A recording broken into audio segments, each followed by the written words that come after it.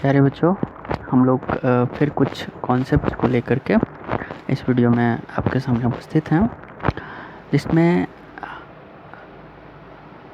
हम लोग कुछ थ्योरम्स को प्रूफ करेंगे जो हमारे 10th क्लास में पहले ही चैप्टर में दिया हुआ है। अच्छा, उस थ्योरम को प्रूफ करने से पहले हम लोग कुछ कॉन्सेप्ट को पहले समझते हैं, फिर हम लोग इजीली उस थ्योरम को प्रूफ कर सकते हैं। थ्योरम क्या है ये भी मैं बताऊंगा, पहले कुछ कॉन्सेप्ट्स समझ लेते हैं। जैसे कि मान लीजिए कि कुछ नंबर्स आपके सामने दिया हुआ है। जैसे हमारे पास में जो नंबर है, जैसे मान लीजिए कि 2, 3, 4, 5, 6, इस तरह से ढेर सारे नंबर्स हमारे पास में। अगर मैं चाहूँ तो इस नंबर को किसी दूसरे फॉर्म में भी लिख सकता हूँ। जनरली आपको देखने को मिलेंगे आपका नंबर जैसे 2m के फॉर्म में कुछ नंबर्स रहते हैं, कुछ नंबर्स 2m+1 के फॉर्म में रहता है। आफ्टर ये बनता कैसे है इसको समझते हैं। जैसे हमारा नंबर है 2 है, अब जैसे 4 है, मान लीजिए 4 है हमारा नंबर, तो इस 4 को हम लोग 2 × 2 लिख सकते हैं। अब इस 4 को 2 × 2 लिखा जा सकता है अगर हम एक मिनट के लिए मान लें कि ये वाला जो 2 है ये हमारा m है। m एक कांस्टेंट नंबर हो सकता है, तो इस नंबर को हम लोग 2m लिख सकते हैं, 2m। वैसे ही अगर आप m का वैल्यू चेंज कर देते हो, जैसे m के प्लेस पे जब आप 3 डालते हो तो वहाँ पे आपका नंबर 2 × 3 आएगा और ये 6 हो जाता है। तो ये जो नंबर है, जैसे कि मैंने यहाँ पे लिखा 4, ये 6, ये क्या है, तो एक फॉर्म में आप चेंज कर सकते हो इस नंबर्स को। उसी तरह से अगर मैं 3 की बात करूँ तो 3 को आप क्या लिख सकते हो, 2 × 1 + 1, ये आप लिख सकते हो। अब ये 3 2 × 1 + 1 हुआ, यानी कि अगर आप इसको लिखना चाहो तो इसको लिख सकते हो 2m+1। इस तरह से फॉर्म बन सकता है नंबर्स का। 2m का फॉर्म ये हो सकता है, 2m+1 का फॉर्म ये हो सकता है। तो अगर एक चीज़ अगर आप फोकस करते हो तो जो भी नंबर जो मैंने पिछले वीडियो में आपको बताया था, जो इवन नंबर है वो 2, 4, 6, 8, यानी कि जो नंबर 2 से डिविजिबल है वो सभी इवन नंबर के सेट में आते हैं। वहीं पे अगर ऑड नंबर की बात करें तो ऑड नंबर जो 2m+1 के फॉर्म में आपको दिखेगा, जैसे 3, 5, 7, 9, ये सभी नंबर आपको 2m+1 के फॉर्म में दिखेगा, और ये जो सेट बनता है ये इवन नंबर का सेट बनता है। उसी तरह से अगर मैं 3m की तरह बात करूँ, जैसे कि 3m के फॉर्म में अगर कोई नंबर है तो देखो, जैसे कि आप 3 लिखते हो, 3 के बाद आपका 4 नंबर आता है, यानी कि 4 होता है। तो अगर 4 को लिखना होगा तो आप लिखोगे 3m+1। उसी तरह से अगर आपको 5 को लिखना होगा तो आप लिखोगे 3m+2। लेकिन अगर मैं 6 को लिखने की बात करूं तो ये 3m+3 है, यानी कि जस्ट लाइक कुछ ऐसा ही नंबर है। ये जो रिपीटेशन हो रहा है, जैसे 3 है तो 2 डिजिट के बाद वो रिपीट होगा। 4 होगा, जैसे कि 4m, 4m+1, 4m+2, 4m+3, इस तरह के क्वेश्चंस होंगे। 4m+4, देखिए ये फिर वही आया जो यहाँ पे हमारा 4 था। ये बोलोगे आप कैसे ये वही नंबर है। जैसे 4m को अगर मैं लिखूँ 4m+4 को, तो 4 यहाँ पे आप कॉमन लोगे और m+1 आ जाएगा। ये जो नंबर है, अब देख लो, आप m के जगह पे कोई भी नंबर डालोगे वो कहीं ना कहीं 4 का ही फैक्टर होगा, मल्टीपल होगा। जैसे 4 मान लीजिए कि 4 डालते हो आप, तो यहाँ पे क्या होगा आपका, जैसे कि 4 × 4 ये 16 आ जाएगा। एक एग्जांपल मैंने m के प्लेस पे 4 लिया है। उसी तरह से वही 4 अगर आप यहाँ पे डालते हो तो अगर मान लो कि ये आता है आपका आंसर 20 ये आएगा, और ये 20 भी 4 का ही फैक्टर है, मल्टीपल है। जैसे आप डिवाइड करके भी चेक कर सकते हो, 4 जो है 20 को कम्प्लीटली डिवाइड कर सकता है। जैसे यहाँ पे 4, 5 जो 20 आप देख सकते हो। तो ये नंबर और इस नंबर में ये दोनों एक दूसरे का क्या है, तो प्रोडक्टेड फॉर्म है, यानी कि मल्टीपल है। वहीं पे रेस्ट का जो नंबर है ये सभी अलग है, 4m+1, 4m+2, 4m+3, ये सभी डिफरेंट नंबर्स हैं। तो इसी से रिलेटेड 5 वाला भी कुछ वैसा यहाँ बना सकते हो। तो एक चीज़ आप फोकस कर सकते हो कि 3 था तो 2 नंबर हमारे पास में एक्स्ट्रा आया। जैसे यहाँ पे 3m के फॉर्म जो थे वो 1 2, 3 के बाद फिर वही रिपीट हुआ। उसी तरह से 4 में 1 2 3, 1 लेस कर दे रहे हैं तो 3 टाइम से हो रहा है। तो जो आपका जो नंबर बनेगा जिसको आप डिवाइड करोगे वो नंबर कुछ इसी तरह का बनता है। जैसे 5m वाला जो होगा वो 5m की तरह बनेगा। तो अगर इन केस मान लेते हैं कि आप मान लो कि 5 से किसी नंबर को डिवाइड करते हो, किसी भी नंबर को, दुनिया का कोई भी नंबर है, अगर उसको 5 से डिवाइड करते हो तो उसका जो रिमाइंडर होगा वो कहाँ से कहाँ तक होगा, तो 0 से ग्रेटर होगा या 0 के इक्वल हो सकता है, बट वही 5 से लेस होगा। मैंने बताया था आपको पिछले वीडियो में कि ये जो हमारा डिवाइज़र है, ये डिवाइज़र हमेशा R से ग्रेटर होता है। तो इसी के कॉन्सेप्ट के बेसिस पे आपका जो कुछ क्वेश्चंस बनता है, जैसे यूक्लिड डिवीज़न लीमा का कॉन्सेप्ट का यूज करके जो कुछ क्वेश्चंस बनते हैं वो इसी तरह से बनते हैं। जैसे मैं एक क्वेश्चन आपके सामने डिस्कस करूँगा, देखते हैं उस क्वेश्चन को बनाएंगे कैसे। जैसे कि एक क्वेश्चन हमारा ये कहता है कि so that every positive even integer is of the form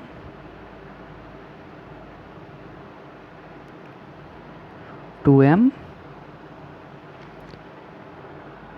and that every positive odd integer is of the form 2m+1। अच्छा, इस क्वेश्चन को देखिएगा तो आपको रियलाइज़ होगा कि यहाँ पे जो नंबर है हमारा इवन इंटीजर, दो बात को इसमें डिस्कस किया गया है। पहला एक पॉइंट हमारे पास है positive even integer.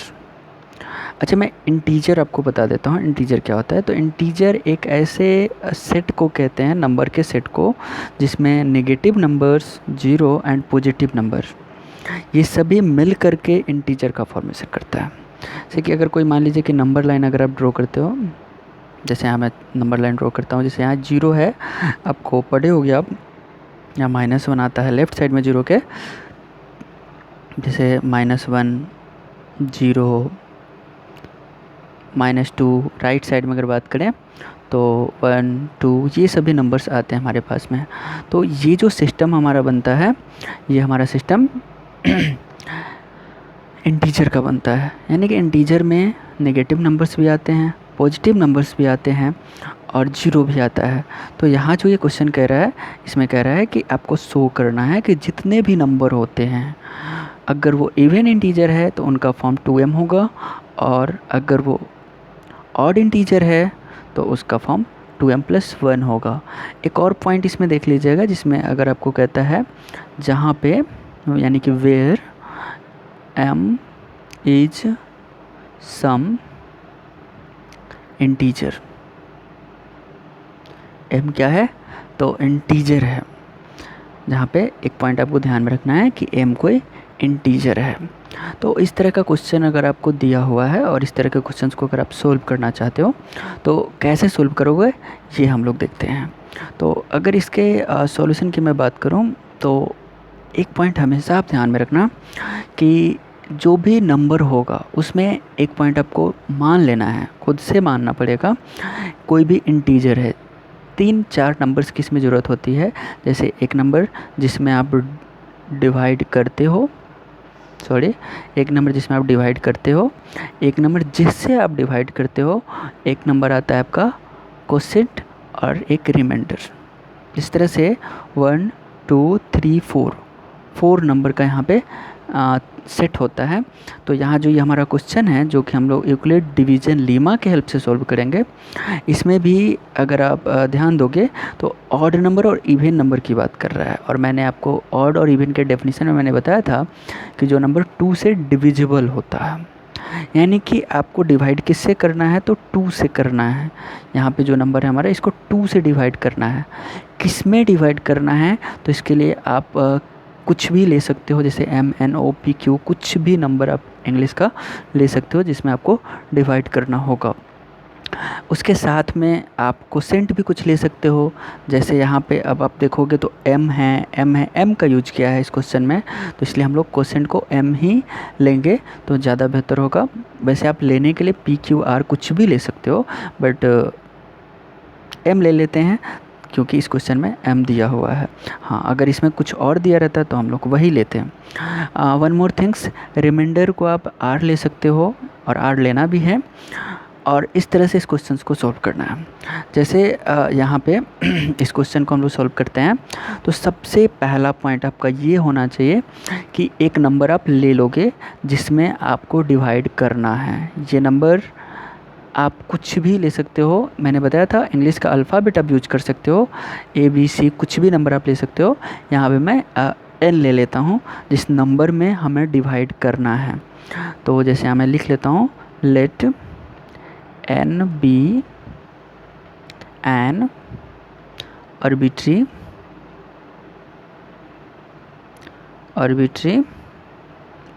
positive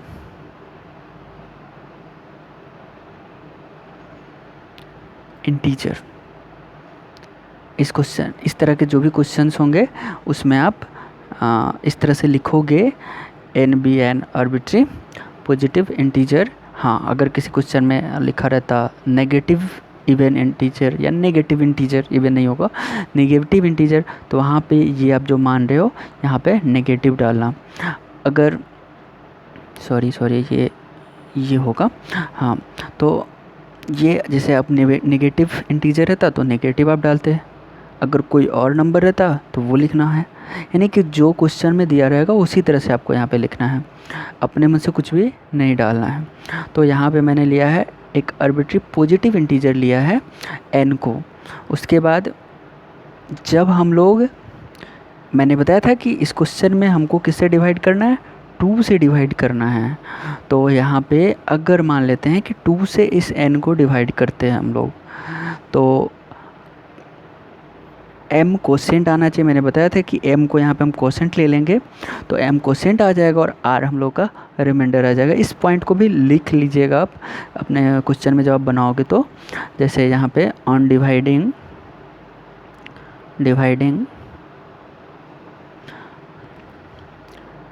n से आप n में डिवाइड कर रहे हो n/2, 2 से आप जब n को डिवाइड कर रहे हो तो हम मान लेते हैं यहाँ पे लेट, मैंने बताया था कि m को हम कोसेंट ले लेंगे, m बी द कोसेंट,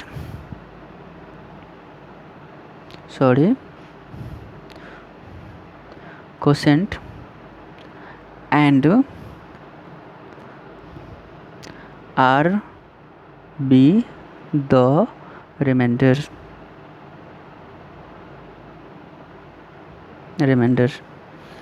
इस तरह से हम लोग इसको लिखेंगे। One more thing, Euclid's division lemma जो मैंने लास्ट वीडियो में आपको बताया था कि किस तरह का होता है, मैं एक बार फिर यहाँ लिख देता हूँ ताकि आप लोग को मेमोराइज हो जाएगा।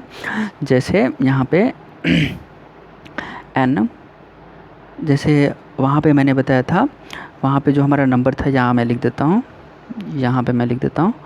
जैसे मैंने बताया था कि a कोई डिविडेंट है, अगर उसमें हम लोग डिवाइड करते हैं तो डिविडेंट इक्वल्स टू होता है डिवाइजर यानी कि जिससे हम लोग डिवाइड करते हैं। जैसे कि a इक्वल्स टू मान लेते हैं हम b से डिवाइड करते हैं तो यहाँ पे डिवाइजर हमारा b होगा, यानी कि डिवाइजर इनटू कोसेंट, मैंने बताया था कोसेंट यानी कि q, और साथ में रिमाइंडर लिखना था। ये हमारा यूक्लिड्स डिवीज़न लीमा है, जो कि मैंने वहाँ पे चर्चा किया था। तो यहाँ पे भी आपको उस बात को लिखना होगा इस तरह के क्वेश्चंस को सोल्व करने के लिए। तो यहाँ पे आप लिख दोगे, यूज कर लोगे यूक्लिड्स डिवीजन लेमा का, यानी कि बाय यूक्लिड्स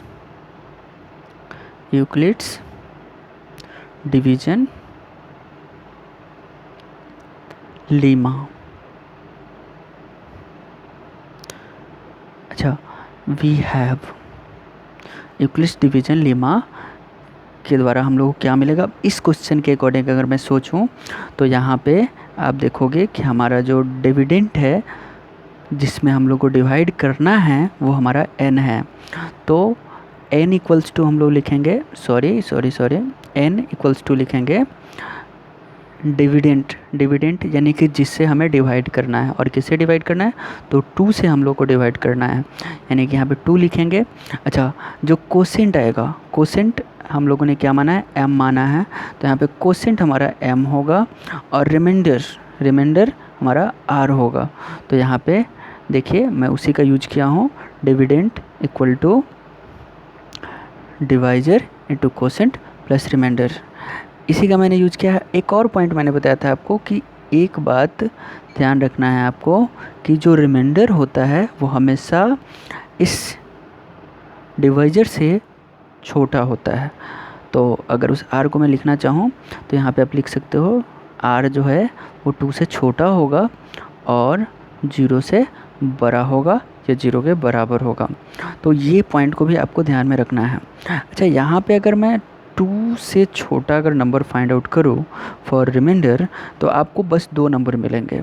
वो 2 नंबर कौन कौन सा मिलेगा, तो जैसे मान लेते हैं यहाँ पे मैं लिख लेता हूँ, जैसे r अगर मान लेते हैं कि क्या क्या हो सकता है यहाँ पे, तो एक 0 हो सकता है, r 0 के इक्वल हो सकता है, या r जो है वो 1 के इक्वल हो सकता है। मैंने यहाँ पे जो लिखा है ये 2 से छोटा लिखा है, 2 के बराबर नहीं लिखा है, तो इसलिए आप यहाँ पे 2 नहीं ले सकते हो। और ये 2 ही नंबर हमारे पास में मिलेंगे जो यहाँ पे आप पुट कर सकते हो रिमाइंडर के बेस पे।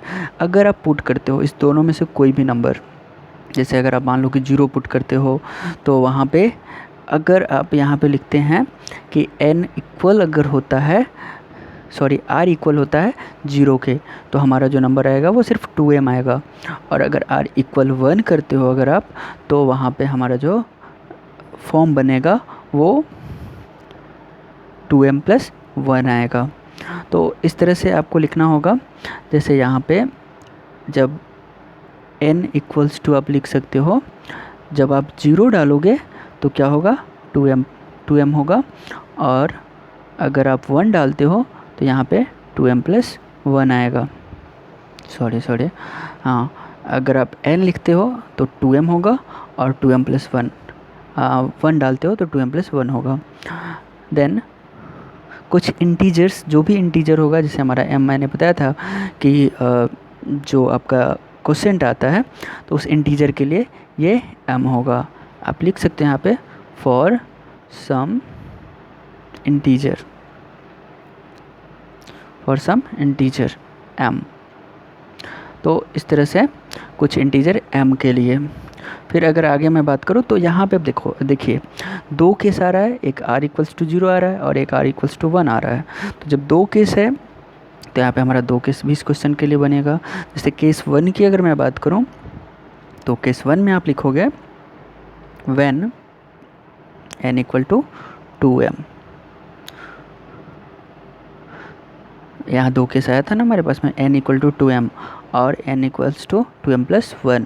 जब 2m आता है तो इस केस को आप समझ सकते हो कि 2m मैंने बताया था कि ये एक इवन नंबर का सेट हो सकता है। यहाँ पे मैं आपको एक बार दिखा देना चाहता हूँ।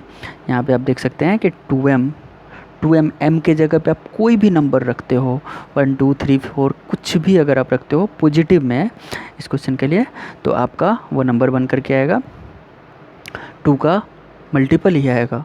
से 2 आ सकता है, 4 आ सकता है, 6 आ सकता है, 8 आ सकता है, कुछ भी वैसा आएगा जो 2 का मल्टीपल ही होगा। तो उसी तरह से यहाँ पे भी अगर आप कोई भी नंबर m के प्लेस पे रखते हो तो वो इवन नंबर ही आएगा। तो आप लिख सकते हो यहाँ पे इन दिस केस, इस केस के लिए क्या होगा, इन दिस केस n क्या होगा, तो n इज क्लियरली इवन होगा, sorry, n is clearly even.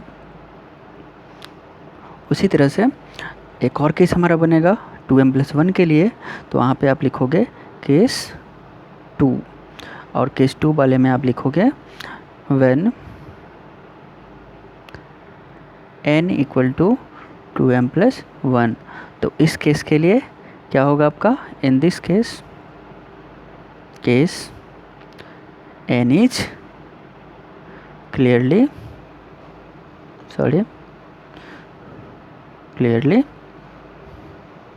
Odd. क्योंकि अगर आप किसी भी इवन नंबर में अगर आप 1 ऐड करते हो तो क्या होगा, वो खुद ब खुद ऑड नंबर हो जाएगा। कोई भी नंबर आप एज ए एग्जांपल ले सकते हो। तो इस तरह से हमारा क्वेश्चन प्रूफ हो गया, जिसमें यही दिखाना था आपका। अगर आप क्वेश्चन देखते हो तो इसमें यही शो करना था कि कोई भी पॉजिटिव इवन इंटीजर होगा तो वो 2m के फॉर्म में होगा, और अगर वो ऑड इंटीजर होगा तो वो 2m+1 के फॉर्म में होगा। ठीक है, फिर मिलते हैं हम लोग अगले वीडियो में। LCM और HCF कैसे हम लोग बनाना सीखेंगे, उससे रिलेटेड कुछ क्वेश्चंस को और कुछ कॉन्सेप्ट्स को लेकर के। Thank you.